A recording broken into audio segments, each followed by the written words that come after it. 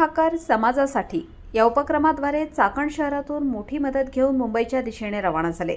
यासाठी शहरातून अनेक सामाजिक कार्यकर्त्यांनी मोठ्या प्रमाणावर मदत जमा झाल्यावर चिवडा, बुंदी आणि पिण्याचे पाणी सोबत पाठवून देण्यात आले आहे।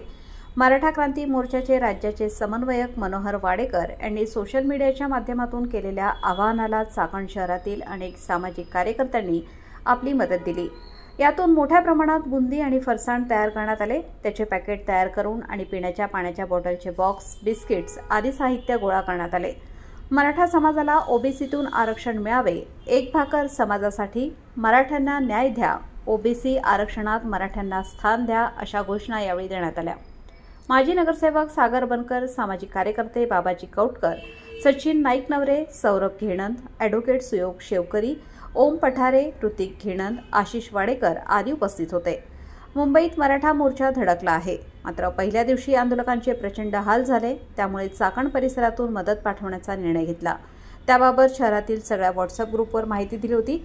त्याचप्रमाणे मोठी मदत गोळा झाली।